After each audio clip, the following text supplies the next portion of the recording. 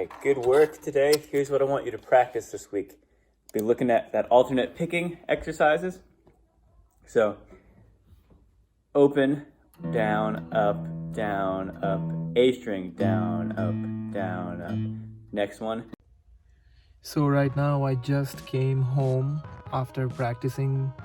You can see the guitar at the back, and actually this thing is not working.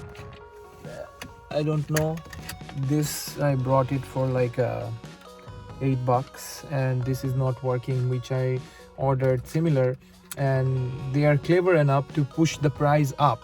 So it was $14 the last time I checked it yesterday, but I ordered another one, and let's review and version of this thing. Look at that, no difference, different companies and stuff, but the same thing. So I ordered this one. I will install this one pretty soon.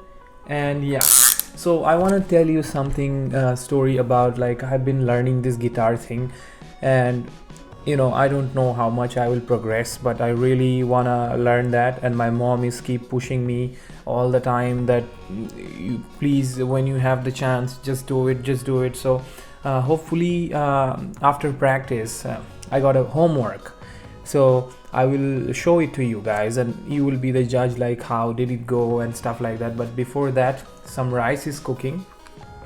I made some chicken curry which is still there, and I would love to eat right now because I'm so famished, because I haven't ate anything except one banana and a boiled egg. So I hope you will enjoy my practice session. Okay, good work today. Here's what I want you to practice this week. Be looking at that alternate picking exercises. So, open, down, up, A string, down, up. Next one. And then you're going to want to do this with the metronome, so you're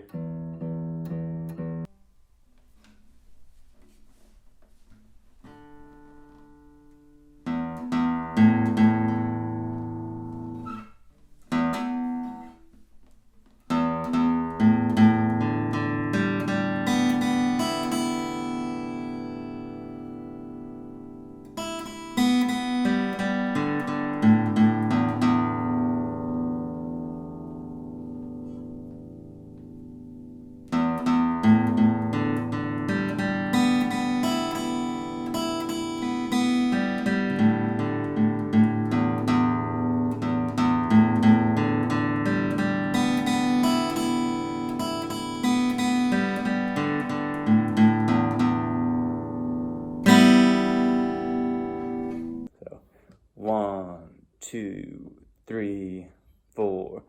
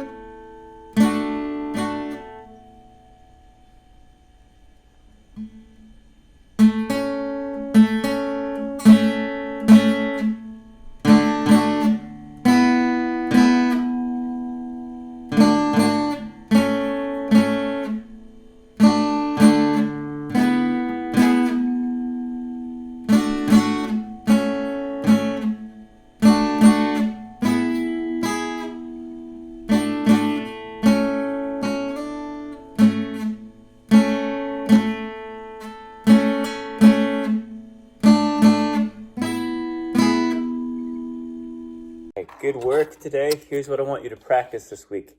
Be looking at that alternate picking exercises. So, open, down, up, A string, down, up. Next one. And then you're going to want to do this with the metronome, so you're keeping it even, going up and down both ways. So practice at a quiet volume, also a loud volume, and try to keep it nice and even. We also have 5, 6, 7, 8, 5, 6, 7, 8. Leaving the fingers down as you go up, and when you come back down, you're already going to have all 4 pushed down. So it'd be 8, 7, 6, 5. So it's not that you're keeping everything nice and tidy, having to move as little as possible. Then if we look at Wild Thing with the chords, we have trying to move as little as possible. So when you're playing that D and then go into that E up here, you're just lightly going to pick up your hand, still making contact, but not pushing hard enough down to make it ring like that. And then you can slide the whole unit up and push down. Because today your habit was, here's a D, then you get up here, you pick that up and then go back. That's just extra motion that you don't need to do. So we're going to program in how that's not necessary. And you'll totally have this down with a little bit of work.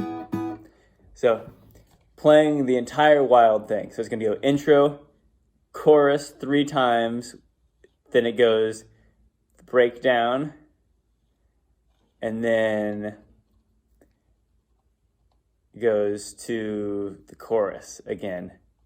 So it'll sound like this in total. And this is going to be using up, down, picking. So what I mean by that is we can think of downstrokes as 1, 2, 3, 4. Anything where my hand's going up is an and. So 1 and 2 and 3 and 4 and 1 and 2 and. So I'm just strumming above the string, so I'm not making contact. But if I wanted to play that rhythm of 1, 2, and 4, like 1, 2, 3, and 4, I make contact for those specific strings. And this is a way to subdivide with my hand and use that as a metronome to keep me honest. So I'll play through this really quickly so you can hear what's going on. So 1, 2, 3, 4.